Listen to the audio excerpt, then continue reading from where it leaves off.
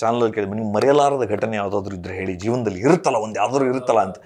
ನಂಗೆ ಇದ್ದವ ಮರ್ತೋದೆ ಮರಾಯ ಅಂತ ಮೀಡಿಯಾಗಳಿಗೆ ಬೈಯೋದು.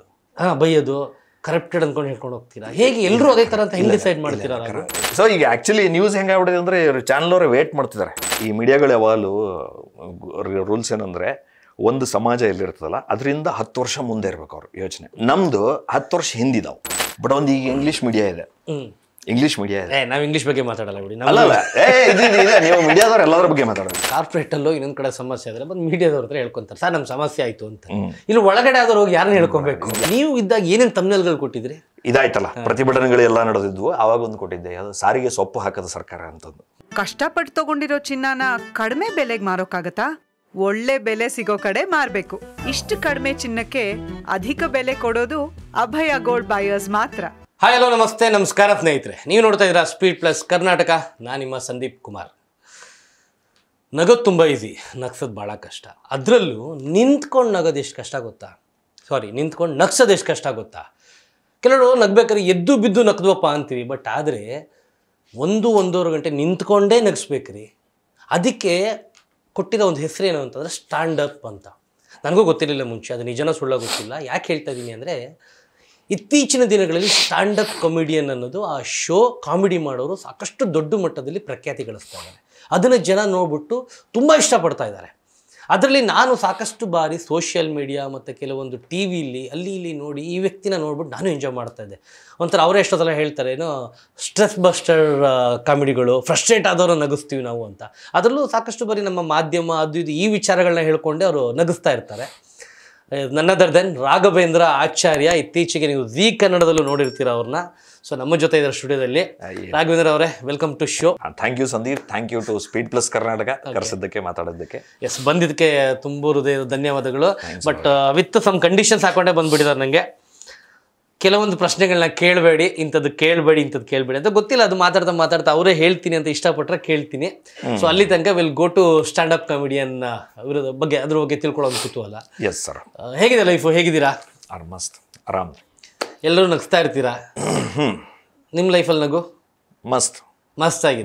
ಆಗಿದೆ. ಯಾಕಂದರೆ ಚಾರ್ಲಿ ಚಾಂಪ್ಲಿನ್ ಕಾಲದಿಂದನೂ ಒಂದು ಗಾದೆ ಇದೆ, ಬೇರೆಯವ್ರು ನಗ್ಸೋರ ಹಿಂದೆ ಸಾಕಷ್ಟು ಅಳುವಿನ ಕಥೆಗಳಿರ್ತವೆ ಅಂತ. ಅದು ಇದೆಯಾ ಅದು.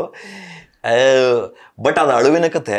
ಒಂದ್ಸರಿ ಯೋಗರಾಜ್ ಭಟ್ರು ಯಾರೋ ಒಂದು ಇಂಟರ್ವ್ಯೂಲ್ಲಿ ಹೇಳಿದ್ರು, ಸೇಮ್ ಹಿಂಗೆ ಎಲ್ಲರಿಗೂ ಇರೋದೇ ಅದು ಅಂತ. ನೋವು ಅಂದ ತಕ್ಷಣ ಏನು ಮಾಡ್ಬಿಡ್ತೀವಿ, ಈ ಸ್ಪೆಷಲಿ ಹಿಂಗೆ ಸ್ವಲ್ಪ ಲೈಮ್ ಲೈಟಿಗೆ ಬಂದ ತಕ್ಷಣ ಇವನಿಗೇನೋ ನೋವು ಜಾಸ್ತಿ ಇದೆ ಇದಿದೆ ಅಂತ. ಎಲ್ಲರೂ ಎಲ್ಲರ ಮನೆಯಲ್ಲೂ ಯಾರೋ ತೀರ್ಕೊಂಡಿರ್ತಾರೆ. ಎಲ್ಲರ ಮನೆಯಲ್ಲಿ ಏನೋ ಕಷ್ಟಗಳಾಗಿರ್ತವೆ, ಬ್ರೇಕಪ್ಗಳಾಗಿರ್ತವೆ, ದುಡ್ಡು ಹೋಗಿರ್ತದೆ, ಸಾಲದ ಪ್ರಾಬ್ಲಮ್ ಇರ್ತದೆ. ಸ್ವಲ್ಪ ಟಿ ವಿ ಬಂದ ತಕ್ಷಣ ಇವನು ಸ್ವಲ್ಪ ಜಾಸ್ತಿ ಹೇಳ್ತಾನೆ. ನೀವು ಹೇಳ್ಕೊತಾರೆ ನೋಡಿ, ನನ್ನ ಹಿಂದೆ ಆ ನೋವಿನ ಕಥೆಗಳಿದ್ವು ಅಂತಂದು. ಎಲ್ಲೊಂದಲ್ಲೂ ಇರ್ತದೆ ಅದು. ಬಟ್ ಏನಂದ್ರೆ ಟಿ ವಿಲಿ ಕಾಣಿಸ್ಕೊಂಡವ್ನು ನೋಡಿ ಪಾಪ ಏನೋ ಅಂದ್ಕೊಂಡಿದ್ದೆ, ಎಷ್ಟು ಕಷ್ಟ ಗುರುವಿನಿಗೆ ಅಂತಾರೆ. ಸೊ ಹಾಗಾಗಿ ಅಂಥ ಪರಿ ಏನು ನೋವಿನ ದಿನಗಳು ಅಂತ ಏನೂ ಇಲ್ಲ. ಖುಷಿಯಾಗಿ ಮಸ್ತ್ ಫ್ರೆಂಡ್ಸ್ ಜೊತೆಗೆ ತಿರುಗಾಡ್ಕೊಂಡು ಬಂದಿದ್ದು. ನಾನು ನಿಜ ಹೇಳ್ಬೇಕಂತಂದರೆ ಸುಮ್ಮನೆ ಟ್ರೈ ಮಾಡ್ತಿದ್ದೆ, ಚಾನಲ್ಗಳಿಗೆ ಏನಾದರೂ ಒಂದು ಹೇಳಬೇಕಲ್ಲ. ಸೊ ಬರ್ತದೆ ಯಾವ್ದಾದ್ರು ಒಂದು ಹಳೆಯ ಒಂದು ಚಾನಲ್ ಕೇಳಿದ್ವಿ, ನೀವು ಮರೆಯಲಾರದ ಘಟನೆ ಯಾವುದಾದ್ರೂ ಇದ್ರೆ ಹೇಳಿ, ಜೀವನದಲ್ಲಿ ಇರುತ್ತಲ್ಲ ಒಂದು ಯಾವ್ದಾದ್ರು ಇರುತ್ತಲ್ಲ ಅಂತ. ನಂಗೆ ಇದ್ದವ ಮರ್ತೋದೆ ಮರಾಯ ಅಂತದ್ದು. ಸೊ ಅಂತ ನೆನಪಿಟ್ಕೊಳ್ಳೋ ಅಂತ ನೋವಿನ ಯಾವುದೂ ಇಲ್ಲ, ಪುಣ್ಯವಶಾತ್. ಸೊ ಆರಾಮಾಗಿ ಮಜಾ ಮಾಡಿಕೊಂಡು ಖುಷಿಯಾಗಿ ಹಾಗೆ ಇರ್ಬೇಕು ಲೈಫ್. ಆ್ಯಕ್ಚುಲಿ ನಿನ್ನೇನು ಮರ್ತು ಬಿಡ್ಬೇಕು, ಇವತ್ತಿನ ಜೀವಿಸ್ಬೇಕು, ನಾಳೆದು ಏನು ಬರುತ್ತೋ ತೊಗೊಬೇಕು. ನೋವು ಅಂದರೆ ಭಾಳ ಅದು ಹೇಳ್ಬೇಕಂದ್ರೆ ಮೀಡಿಯಾದಲ್ಲಿ ಇದ್ನಲ್ಲ ಅದೇ ನೋವು. 9-10 ವರ್ಷದ ಜರ್ನಿ. 10 ವರ್ಷ ಮೀಡಿಯಾದಲ್ಲಿ ಇದ್ದಿದ್ದು ನೋವಾಗಿತ್ತ ನಿಮಗೆ? ಅಲ್ಲ, ಮೀಡಿಯಾದಲ್ಲಿ ಇರೋದೇ ಒಂಥರ ಇದು ನರಕ ದರ್ಶನ. ಅದು ಹಿಂಗಿಲ್ವಪ್ಪ, ಅದು ನಿಮ್ ಅಲ್ಲ, ಈಗ ನಮ್ಗೆ ಹಂಗೂ ಅನ್ಸಿಲ್ಲ. ಈಗ ನಾನು ಸುಮಾರು 2009ರಿಂದ ಇದ್ದೀನಿ. ನಾನು ಹತ್ತತ್ರ ಒಂದು 12-13 ವರ್ಷದ ಜರ್ನಿ. ಅದು ನೀವು ಪತ್ರಿಕೆಯಲ್ಲಿದ್ರಿ, ನಾವು ದೃಶ್ಯ ಮಾಧ್ಯಮ. ನಮ್ದು ಹೆಂಗಲ್ಲ ದುಡ್ಡಿನ ಜನಪ್ಪ ದೃಶ್ಯ ಮಾಧ್ಯಮ.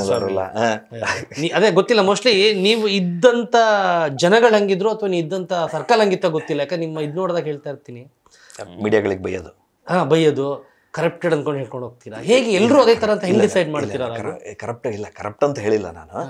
ನಮ್ದೇನಂದ್ರೆ, ಈ ಮೀಡಿಯಾಗಳು ಯಾವಾಗಲೂ ರೂಲ್ಸ್ ಏನಂದ್ರೆ, ಒಂದು ಸಮಾಜ ಎಲ್ಲಿರ್ತದಲ್ಲ ಅದರಿಂದ 10 ವರ್ಷ ಮುಂದೆ ಇರ್ಬೇಕು ಅವ್ರ ಯೋಚನೆ, ಥಿಂಕಿಂಗ್. ಉಪೇಂದ್ರ ಅವ್ರ ಸಿನಿಮಾ ಥರ. ನಮ್ದು 10 ವರ್ಷ ಹಿಂದಿದಾವು. ಪೇಪರ್ ಅಂತಲ್ಲ, ಎಲ್ಲ ನ್ಯೂಸ್. ನೀವು ಪೇಪರ್ ಅವ್ರು ಇನ್ನೂ ರಿಸರ್ಚ್ ಮಾಡ್ತಾರೆ, ಓದ್ತಾರೆ, ಬರೀತಾರೆ. ಟೆಲಿವಿಷನ್ ಅವ್ರದ್ದಿಲ್ಲ, ಕ್ಲಿಕ್ ಬೈ ಇನ್ನೂ ನಾನು ಪ್ರಿಂಟ್ ಜರ್ನಲಿಸ್ಟು, ಕ್ಯಾಮ್ರಾ ಇಡೋ ಮೈಕ್ ಪ್ರಿಂಟ್ ಜರ್ನಲಿಸ್ಟ್ ಟೆಲಿವಿಷನ್ ಇದ್ರೊಳಗೆ ಮಾಡಿದ್ರೆ ಪ್ರಿಂಟ್ ಜರ್ನಲಿಸ್ಟ್ ಇನ್ನು ಬುದ್ಧಿವಂತರು ಅಂತ ಹೇಳ್ತೀನಿ. ಕನ್ನಡದ ಬಗ್ಗೆ ಎಲ್ಲ ಇರೋದು ಅಂತ. ಆದರೆ ಏನಂದ್ರೆ ಈಗ ಚರ್ಚೆಗಳು ಈ AI ಬರ್ತಿದೆ, ಜಾಬ್ ಡಿಸ್ಟ್ರಪ್ಷನ್ ಆಗ್ತಿದೆ, ಅದ್ರ ಬಗ್ಗೆ ಚರ್ಚೆ ಮಾಡೋಂತಂದ್ರೆ ಎಂತ ಕನ್ನಡದಾಗ ಏನಂತಾರೆ ಅಂತಂದು, ಏನದು ಅದು ಬಂದ್ರೆ ಏನಾಗ್ತದೆ ಅಂತಂದು. ಕ್ರಿಪ್ಟೋ ಕರೆನ್ಸಿ ಬಗ್ಗೆ ನಮ್ಮ ಜರ್ನಲಿಸ್ಟ್ಗಳಿಗೆ ಕೇಳಿ ಎಷ್ಟು ಜನ ಮಾತಾಡೋದು, ತುಂಬಾ ಜನ ಗೊತ್ತಿರಲ್ಲ. ಸೀನಿಯರ್ ಫಿನಾನ್ಸ್ ಬಗ್ಗೆ ಮಾತಾಡೋರಿರ್ತಾರೆ, ಅವೆಲ್ಲ ಏನವೆಲ್ಲ ಫೇಕ್ ಅಂತಂದು. ಆಮೇಲೆ ನಮ್ಮ ಮೀಡಿಯಾ ಹೌಸಸ್ಗಳು, ನಿಮಗೆ ಗೊತ್ತಿರ್ತದೆ, ಎದರಿಂದ ಹೇಳೋಕ್ಕಾಗಲ್ಲ.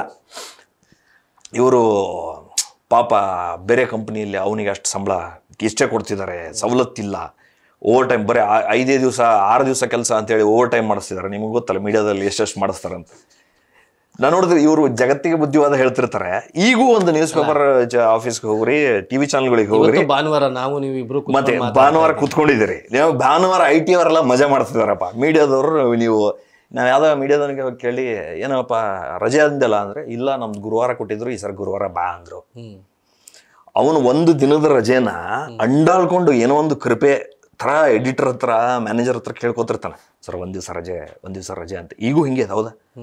ಮೀಡಿಯಾದವ್ರಿಗೆ ಕ್ಯಾಮ್ರಾ ಕಡೆ ತಿರ್ಸಿದಾರಲ್ಲ ಜಗತ್ತಿನ ಕಡೆ, ಸ್ವಲ್ಪ ಹಿಂಗೆ ತಿರುಗಿಸ್ಬಿಟ್ರೆ ತಮ್ಮ ಆಫೀಸ್ ಕಡೆ ಅರ್ಧಕ್ಕರ್ಧ ಸಮಸ್ಯೆಗಳ ಪಾಪ ಬಗೆಹರಿತದೆ. ಅವು ಜಗತ್ತಿಗೆ ಎಷ್ಟು ಸಮಸ್ಯೆ ಇದೆ ಅಂತ ಬರೀತಿರ್ತದೆ, ಅವನ ಪಾಪ ಸಮಸ್ಯೆ ಎಷ್ಟು. ಅವನಿಗೆ ರಾತ್ರಿ ನಿದ್ದೆ ಇಲ್ಲ, ರಜೆ ಇಲ್ಲ, ಸಂಬಳ ಬಂದ್ರೆ ಬಂತು. ಒಬ್ರು ಎಡಿಟರ್ ಬಂದ್ರೆ ಟೀಮಿಗೆ ಖಾಲಿ ಮಾಡಿಸ್ಬಿಡ್ತಾರೆ, ಗೊತ್ತಲ್ಲ. ಒಬ್ಬನ ಐಡಿಯಾಲಜಿ ಅವನು ಬಂದ್ರೆ ಇನ್ನೊಂದು ಐಡಿಯಾಲಜಿ ಅವ್ರನ್ನೆಲ್ಲ ಓಡಿಸ್ಬಿಡ್ತಾನೆ. ಇಂಥವೆಲ್ಲ ಇರ್ಬೇಕಾದ್ರೆ ನಾನು ಅದಕ್ಕೆ ಮಾತಾಡೋಂಗಿದ್ರೆ ಮೀಡಿಯಾ ಬಗ್ಗೆ ಮಾತಾಡಬೇಕು ಅಂತ. ಇಲ್ಲ ನಮ್ಮ ಜನ ಅಲ್ಲ ಅವರು. ಅಲ್ಲ ಖಂಡಿತ. ಬಟ್ ಆದರೆ ಹೇಳ್ತೀನಿ ಕೇಳಿ, ನಿಮಗೆ ಈ ಮೀಡಿಯಾ ಆಗಲಿ ಅಥವಾ ಪಬ್ಲಿಕ್ ಆಗಲಿ ಅಥವಾ ಪ್ರೆಸ್ ಆಗಲಿ, ಪೊಲೀಸ್ ಆಗಲಿ, ಪೊಲಿಟಿಷಿಯನ್ಸ್ ಆಗಲಿ, ಅದು ನಾನೇನೋ ಬರಬೇಕು ಅಂತ ಬರೋದಲ್ಲ, ಇಷ್ಟಪಟ್ಟು ಬರೋ ಜಾಬ್ ಅದು. ಅಲ್ಲಿಗೆ ಬಂದ ಮೇಲೆ ಅನಿವಾರ್ಯತೆ ನೀವು ಮಾಡಲೇಬೇಕು. ಯಾಕೆ ಗೊತ್ತಾ, ಹಬ್ಬ ಹರಿದಿನ ನಾವು ರಜಾ ಹಾಕೊಂಡು ಮಲ್ಲಿ ಕೂತ್ಕೊಂಡ್ರೆ ನೀವು ಕೂತ್ಕೊಂಡು ಏನು ನೋಡ್ತೀರಾ ಟಿವಿಲಿ? ಅಲ್ಲ, ಹಬ್ಬ ಹರಿದಿನ okay, I am saying that is all okay.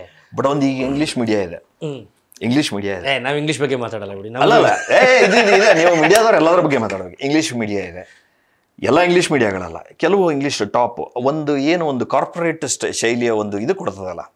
ಹೌದು. ನೀವು ಹಂಗಿದ್ರೆ ಮೀಡಿಯಾದಲ್ಲಿ HR ಯಾಕೆ ಆರಾಮಾಗಿದಾರಪ್ಪ? ಅಲ್ಲ, HR ಎಲ್ಲಿದ್ರು ಆರಾಮಾಗಿರ್ತಾರೆ. ನೀವು ಅಲ್ಲ HR ಕೆಲಸನೇ ಆರಾಮಾಗಿರೋದು. ನಾನು ಹೇಳೋದು ಹಂಗಲ್ಲ, ಮೀಡಿಯಾಗಳದ್ದು ಹೆಂಗ್ ಇದನ್ನ ನಂಬಿಸಿದಿರಿ? ಇಲ್ಲ, ಇದನ್ನ ಮೀಡಿಯಾದಲ್ಲಿ HR ಏನ್ ಮಾಡ್ಬೇಕಿತ್ತು ಅಂತ. ಈಗಲ್ಲ HR ಮಾಡೋದಲ್ಲ, ಈಗ ನಾನು ಹೇಳೋದು ಕೇಳಿ. ಈಗ ಜರ್ನಲಿಸ್ಟ್ಗಳಿಗೆ ಏನ್ ಮಾಡ್ಬಿಟ್ಟಿದೀವಿ ಅಂದ್ರೆ ನಾವು ನಂಬಿಸ್ಬಿಟ್ಟಿದೀವಿ. ಹೌದಾ, ಆಯ್ತು ಹಬ್ಬ ಹರಿದಿನಕ್ಕೆ ಬಾಪ, ಆದ್ರೆ ಅವನಿಗೆ ರೈಟ್ಫುಲ್ಲಿ ಸಿಗ್ಬೇಕಾಗಿದ್ದು ಒಂದು ರಜೆ ಇರ್ತದಲ್ಲ, ರೈಟ್ಫುಲ್ಲಿ ಸಿಗ್ಬೇಕಾಗಿರೋದು ಗೊತ್ತಿದೆ ನಿಮ್ಗೆಲ್ಲರ ಒಳಗಡೆ. ಜಾಸ್ತಿ ನನಗೆ ಅನಿಸ್ತಾ ಇರೋದು ನಿಮ್ಮ ಎಷ್ಟು ನೋವಿದೆ ಒಳಗಡೆ ಅಂದ್ರೆ, ಮೋಸ್ಟ್ಲಿ ಮಾಧ್ಯಮದಲ್ಲಿ ಇದ್ದಾಗ ಹಬ್ಬ ಹರಿದಿನಕ್ಕೆ ರಜಾ ಕೊಡದೆ ನಿಮಗೆ ಅಷ್ಟೊಂದು ಕೆಲಸ ಮಾಡಿಸ್ಕೊಂಡು. ಇಲ್ಲ, ಕೆಲಸ ಮಾಡಿಸ್ಕೊಂಡು ಒಳಗಡೆ ಅಂದ್ರೆ ಭಯಂಕರ ಕಿಚ್ಚು. ಅಲ್ಲ ನನಗಂತಲ್ಲ, ನಾವೆಲ್ಲ ಎಡಿಟೋರಿಯಲ್ ಪೇಜ್ ಅವರು. ನೀವು ನಿಜ ಹೇಳ್ಬೇಕಂದ್ರೆ ಎಡಿಟೋರಿಯಲ್ ಪೇಜ್ ನಮ್ದು ನ್ಯೂಸ್ ಆ ಟೈಮ್ ನ್ಯೂಸ್ ಬರೀತಿರ್ಲಿಲ್ಲ, ಗೊತ್ತಾ. ನಮ್ದು ಹೆಂಗಂದ್ರೆ ಹಿಂದಿನ ದಿನ ರೆಡಿ ಮಾಡ್ತಿದ್ವಿ, ಆರ್ಟಿಕಲ್ ಟ್ರಾನ್ಸ್ಲೇಟ್ ಮಾಡ್ತಿದ್ವಿ, ಹೋಗ್ಬಿಡ್ತಿದ್ವಿ. ಸೊ ರಿಯಲ್ ಆಗಿ ಹೇಳ್ಬೇಕಂದ್ರೆ 6 hours ಕೆಲಸ ಮಾಡಿ ಹೋದವ್ರು ನಾವು. ನಾವು ಹೇಳ್ತಿರೋದು ಬೇರೆ ಹುಡುಗರ ಬಗ್ಗೆ ಎಲ್ಲ ಕೆಲಸ ಮಾಡಿ. ನಿಮ್ಮ ಹತ್ರ ಹೇಳ್ಕೊಂಡಿದ್ದಾರೆ ಕಷ್ಟಗಳು ಸುಮಾರು. ನೀವು ನೋಡಿ ಕೋವಿಡ್ ಬಂದಾಗ ಎಷ್ಟು ಜನ ಮೀಡಿಯಾ ಅಂದ್ರೆ ನಿಮ್ಗೆ ಗೊತ್ತಿಲ್ಲ, ಟೆಲಿವಿಷನ್ ಅಲ್ಲಿ ಬಹಳಷ್ಟು ಜನ ಹೆಲ್ಪ್ ಮಾಡಿದ್ರು. ಬರೀ ಮಾಧ್ಯಮ ಅಲ್ಲ, ಕೋವಿಡ್ ಬಂದಾಗ ಇನ್ಕ್ಲೂಡಿಂಗ್ ಪೊಲೀಸ್ ಡಿಪಾರ್ಟ್ಮೆಂಟ್ ವರ್ಕ್ ಮಾಡಿದ್ದಾರೆ ಸರ್, ಹಾಸ್ಪಿಟಲ್ ವರ್ಕ್ ಮಾಡಿದ್ದಾರೆ. ವರ್ಕ್ ಬೇರೆ. ನಾನು ಹೇಳಿದಿನ ಕೆಲವು ಮೀಡಿಯಾ ಹೌಸಸ್ಗಳು 20-30 ವರ್ಷದವ್ರಿಗೆ ಕೆಲಸ ಮಾಡಿದವ್ರಿಗೆ ಅವ್ರಿಗೆ ಏನು ಲಾಸ್ಟಿಗೆ ಕೆಲಸದಿಂದ ತೆಗೆದು ಒಂದಿಷ್ಟು ಕೈಯಲ್ಲಿ ದುಡ್ಡು ಕೊಟ್ಟಿಲ್ಲ.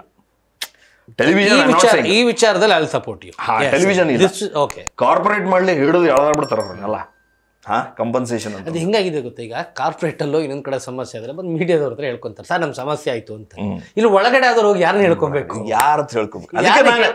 ನಾವು ಹೇಳಕ್ ಬಂದ್ರೆ ಅದನ್ನು ನೀವು ಕ್ವಶನ್ ಮಾಡ್ತೀರಿ, ಹೇಳ್ಬೇಡ್ರಿ ಅಂತಂದು. ಅಲ್ಲ, ಈಗ ನಿಮ್ಮ ಈಗ ನೋಡಿ, ನೀವೇ ನೋಡಿರ್ತೀರ, ಈ ಹೊರಗಡೆ ಬೇರೆ ಬೇರೆ ರಂಗಗಳಿಂದ ಮಾಧ್ಯಮಕ್ಕೆ ಸಿನಿಮಾ ರಂಗಕ್ಕೆ ಬರೋರ್ನ ನಾವೇ ದೊಡ್ಡದಾಗಿ ಪ್ರತಿಬಿಂಬಿಸ್ತೀವಿ. 1 ಲಕ್ಷ ಸಂಬಳ ಬಿಟ್ಟು IT ಬಂದ ಕಷ್ಟಪಟ್ಟು ಬಿಸ್ನೆಸ್ ಮಾಡ್ತಿದ್ದವನು ಬಂದು ಹೀರೋ ಆಗ್ತಾನೆ.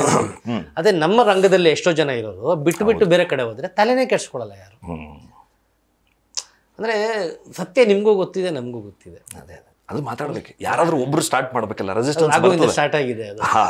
ಇಲ್ಲ, ನಾನು ಹತ್ರ ಮೀಡಿಯಾದವ್ರಲ್ಲ ಒಂದು ಯಾವ್ದಾದ್ರು ಮೀಡಿಯಾ ಚಾನಲ್ಗೆ ಈ ಸ್ಟ್ಯಾಂಡಪ್ ಕರ್ಸಿದಾಗ ಸ್ವಲ್ಪ ಬೇರೆಯವ್ರ ಬಗ್ಗೆ ಮಾತಾಡಿ, ನಮ್ ಸ್ವಲ್ಪ ಕಡಿಮೆ ಬೇರೆಯವ್ರ ಬೈದ್ರೆ ಖುಷಿ. ಅಯ್ಯ ಆ ಕಂಪನಿಯಲ್ಲಿ ಇಷ್ಟೋ ತಾಸು ಜೋರಾಗಿ ನಗ್ತಾರೆ ಅಲ್ಲ, ಅದಕ್ಕೆ ಜೋರಾಗಿ ನಗ್ತಾರೆ.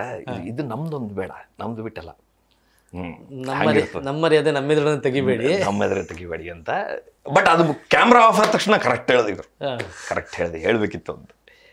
ಸೊ ಅಲ್ಲ ಹಂಗಂತ ಒಂದು ಪೂರ್ತಿ ಇದ್ರ ಕಷ್ಟ ಇದೆ ಹಂಗೇನೂ ಇಲ್ಲ.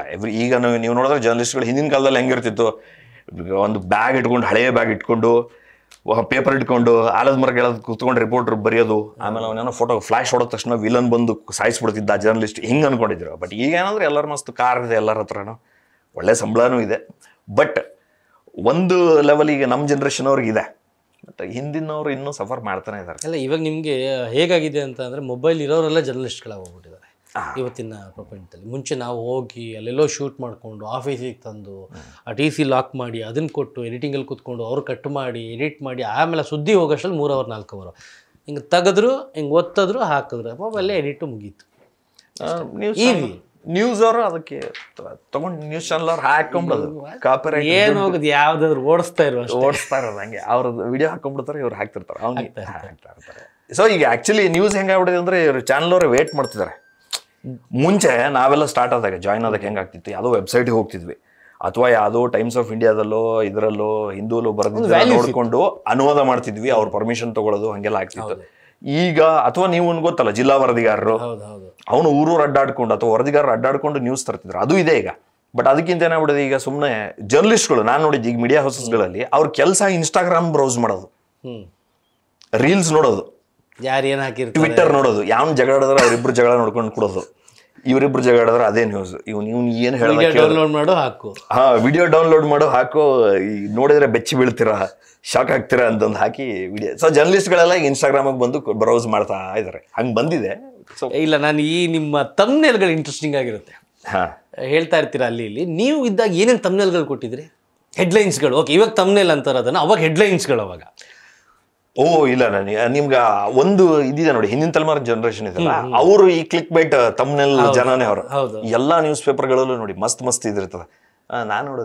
ನಾನು ಕೊಟ್ಟಿದ್ದೊಂದು ಈ ವಿಧಾನಸೌಧದಲ್ಲಿ ಅಧಿವೇಶನ ತುಂಬಾ ಸ್ಲೋ ಡಿಲೇ ಮಾಡೋದು, ಜಗಳ ಆಡೋದು. ಅದಕ್ಕೆ ಇಲ್ಲಿ ನಡೆಯೋದು ಬರೀ ನಿಧಾನ ಸಭೆ ಅಧಿವೇಶನ ಅಂತಂದು, ಅದು ನಿಧಾನ ಸಭೆ ಅಂತಂದು. ಆಮೇಲೆ ಈ ಸಾರಿಗೆ ಇಲಾಖೆಯದ್ದು ಇದಾಯ್ತಲ್ಲ, ಪ್ರತಿಭಟನೆಗಳು ಎಲ್ಲ ನಡೆದಿದ್ವು, ಅವಾಗ ಒಂದು ಕೊಟ್ಟಿದ್ದೆ, ಅದು ಸಾರಿಗೆ ಸೊಪ್ಪು ಹಾಕದ ಸರ್ಕಾರ ಅಂತಂದು. ಸೊ ಪೇಪರ್ ಆಫೀಸ್ಗಳಲ್ಲಿ ನಿಮ್ದು ಗೊತ್ತಿಲ್ಲಪ್ಪ, ಟೆಲಿವಿಷನಲ್ಲಿ ನಿಜ ಹೇಳ್ಬೇಕಂದ್ರೆ ನ್ಯೂಸ್ ಪೇಪರು ಕೆಲಸ ಮಾಡಿದ್ರು ಟೆಲಿವಿಷನ್ ಬಂದರೆ ಭಾರಿ ಕಷ್ಟ. ಯಾಕಂದರೆ ಎಷ್ಟು ಕ್ವಿಕ್ಕಾಗಿ ತಮ್ಮನಲ್ಲಿ ಯೋಚನೆ ಮಾಡಬೇಕು. ಆಮೇಲೆ ಜನ ಬೈತಿರ್ತಾರಲ್ಲ, ಸ್ಪೆಲ್ಲಿಂಗ್ ಮಿಸ್ಟೇಕ್ ಮಾಡ್ಬಿಟ್ರು, ಇವಕ್ಕೇನು ಕನ್ನಡ ಬರುತ್ತೆ, ನಮಗೆ ಗೊತ್ತು ಅವ್ನು ಎಷ್ಟು ಪ್ರೆಷರಲ್ಲಿ ಹಾಕಿರ್ತಾನೆ ಅದನ್ನ ಅಂತಂದು, ಅದು ನೋಡೋದಕ್ಕೂ ಆಗಿರಲ್ಲ ಅವ್ನಿಗೆ ಹಾಕ್ಬಿಟ್ಟು. ನಾವು ನ್ಯೂಸ್ ಪೇಪರಲ್ಲಿ ಪ್ರಿಂಟ್ ಮಾಡಿ ಒಂದು ಪ್ರಿಂಟ್ಔಟ್ ತೆಗೆದು ನೋಡಿ ಕರೆಕ್ಷನ್, ಇಬ್ಬರಿಬ್ಬರು ಕರೆಕ್ಷನ್ ಹಾಕಿಸಿ ಅದೆಲ್ಲ ಹಾಕಿದ್ಮೇಲೂ ನೆಕ್ಸ್ಟ್ ಡೇ ಮಿಸ್ಟೇಕ್ಸ್ ಬರ್ತಿದ್ವು ಪಾಪ ಚಾನಲ್ ಅವ್ರಿಗೆ ಅದೆಲ್ಲ. ಸೊ ತಮ್ಮನೆಲ್ಲ ಇದು ಹೇಳಿದ್ನಲ್ಲ, ಹುಡ್ಕೋದು ಫ್ರಂಟ್ ಪೇಜಿಗೆ ಭಾಳ ಇರ್ತದೆ. ಈಗಂತೂ ನ್ಯೂಸ್ ಪೇಪರ್ಗಳು ಜಾಸ್ತಿ ಇದ್ದಾವೆ. ಸೊ ಎಲ್ಲದ್ರ ನಡುವೆ ಕಾಂಪಿಟೇಷನ್, ಯಾರು ಏನು ನ್ಯೂಸ್ ಪೇಪರ್ ಏನು ಹೆಡ್ಲೈನ್ ಏನು ಕೊಟ್ಟರು ಅಂತ ಅಟ್ರಾಕ್ಷನ್. ಅದೇ ಅಲ್ಲ ವೆರಿ ನೈಸ್ ಅಬ್ಸರ್ವೇಷನ್. ನಾವು ಯೂಟ್ಯೂಬಿಂದ ಅನ್ಕೊಂಡಿದೀವಿ ಇದು, ನ್ಯೂಸ್ ಚಾನೆಲ್ದು ಬೇರೆ ಅಲ್ಲ, ಈ ನ್ಯೂಸ್ ಪೇಪರ್ ಕಾಲದಿಂದನೂ ಇದೆ ಅಲ್ವಾ ತಮ್ನೇಲ್ದು.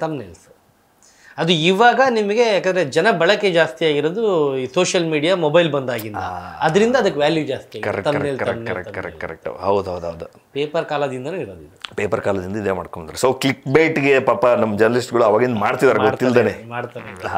Speed Plus Karnataka.